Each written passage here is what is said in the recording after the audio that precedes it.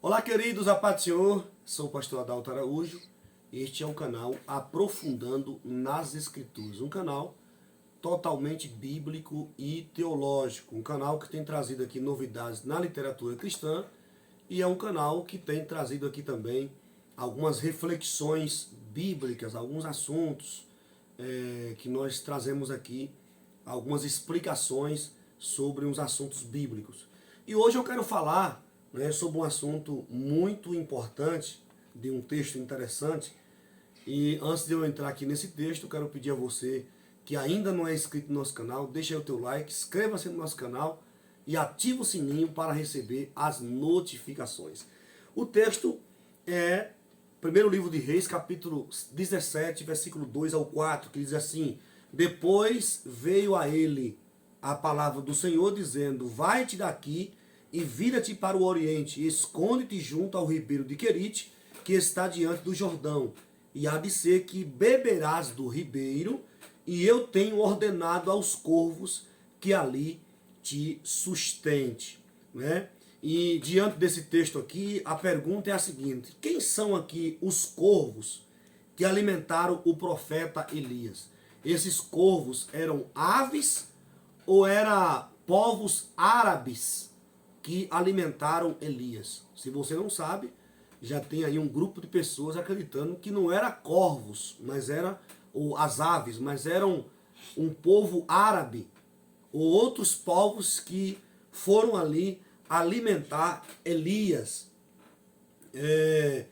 Nós queremos aqui salientar que os corvos, para o povo hebreu, eles eram considerados como animais imundos, que não deveriam ser comidos.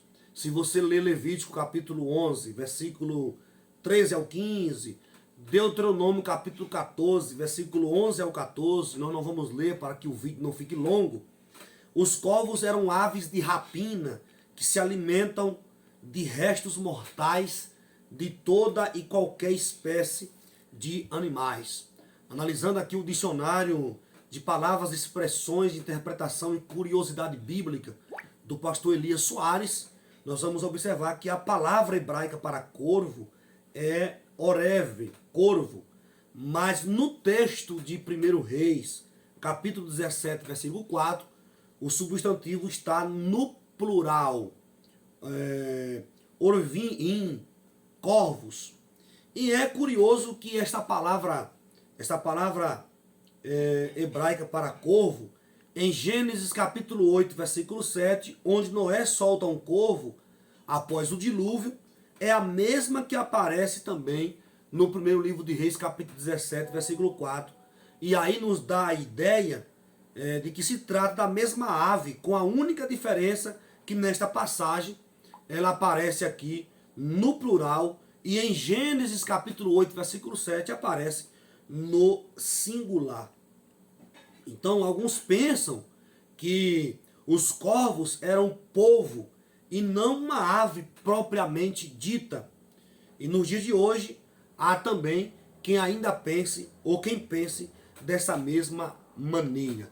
Eu vou fazer uma leitura aqui, que é de alguns comentaristas. Por exemplo: será que beberás do ribeiro? E ordenei aos corvos, conhecido como aves cruéis, que nem de seus filhotes se apiedam, porém terão pena dele. Assim deviam ele também ter piedade de Israel, ao predizer-lhe a estiagem. Segundo alguns comentaristas, orvim é nome de pessoas de um lugar deste nome, ou significa mercadores que ali ou que lá te sustentem. Aqui é um comentário do livro dos Reis, um livro da editora Maianote, de 1997, São Paulo. O alimento que o profeta Elias recebia dos corvos, de acordo com o Halakha, que é uma lei dietética do judaísmo, era considerado kashrut, ou seja, alimento impuro, pelo fato de ser trazido pelos corvos. É possível que Deus já estivesse quebrando alguns paradigmas, preparando o seu servo uma vez que dentro de um ano Elias, o homem de Deus, estaria vivendo e comendo na casa de uma gentia em Sarepta, nas regiões de Tiro e Sidom. Outro comentarista diz: Deus não somente protegeu Elias das ações de Acabe, mas ainda proveu para as necessidades materiais do seu servo. Elias também era vítima da seca, que pediu a Deus enviar sobre Israel. Consequentemente, Deus levou a um lugar em que podia beber da água de uma torrente. Além disso, Deus, de um modo sobrenatural, proveu alimento a Elias, quando ele diz: ordenei aos corvos que ali mesmo e sustentem. Disse Deus: por que escolheu aves para levar alimento a Elias? E por que corvos?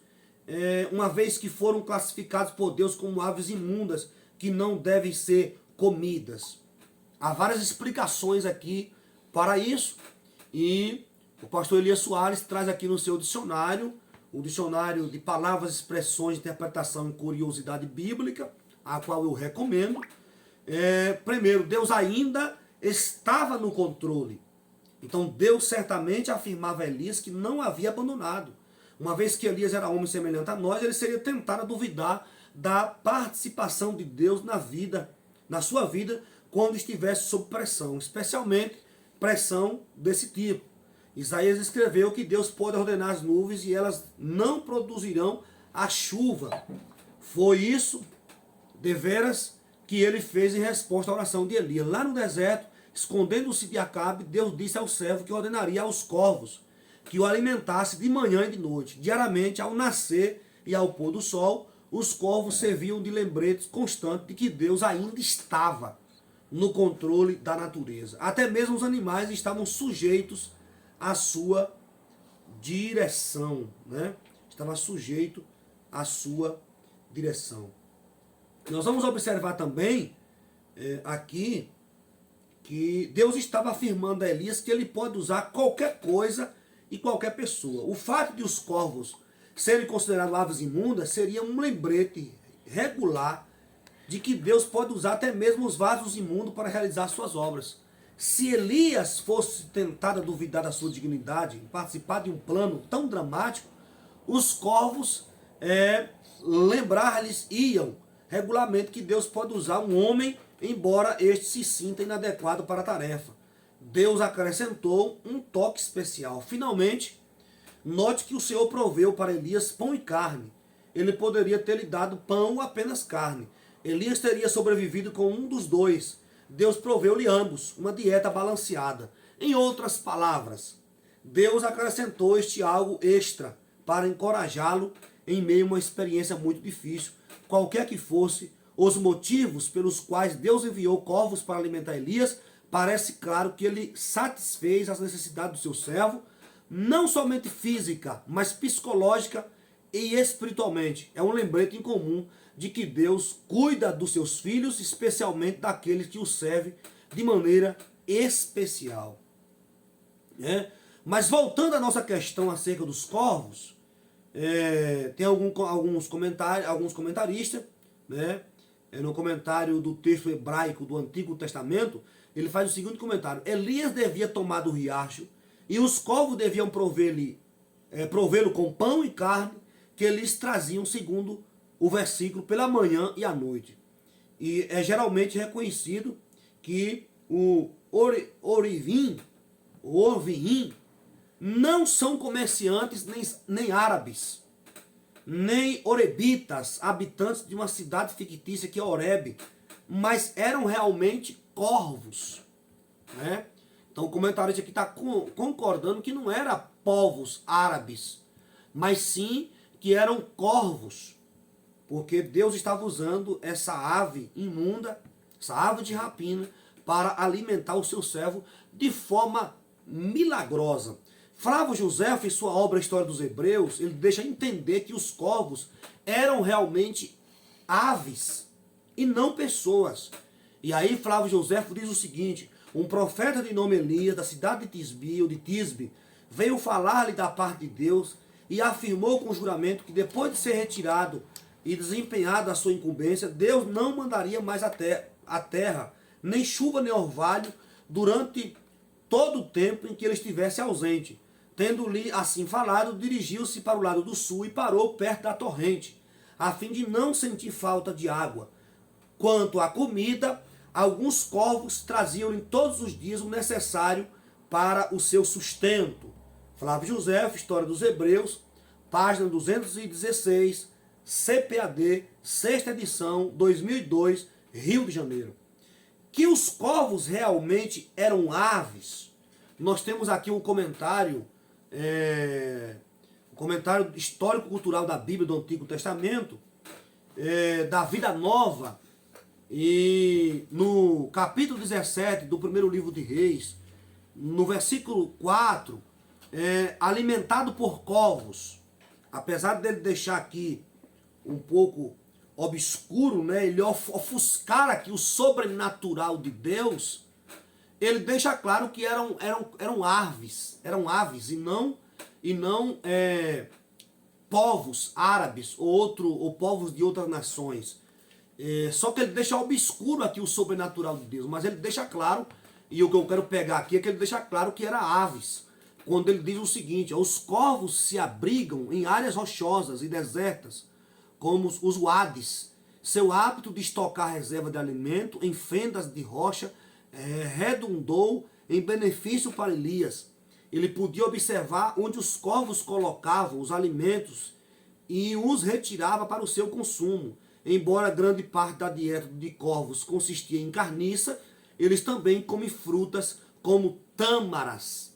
Então ele deixa aqui obscuro, ele ofusca aqui, deixa obscuro o sobrenatural de Deus na vida de Elias, mas ele concorda que não era povos árabes ou outros povos que passou alimentando Elias, ou alguma caravana de árabes que passava alimentando Elias, mas sim era uma ave de rapina, eram os corvos mesmo que trazia pão e carne para Elias, porque Deus usa os animais de forma sobrenatural para alimentar o seu servo quando ele quer, porque o nosso Deus é poderoso. Deus abençoe a tua vida. Se você gostou desse vídeo, deixa aí o teu like, inscreva-se no nosso canal e ative o sininho para receber as notificações. Um forte abraço.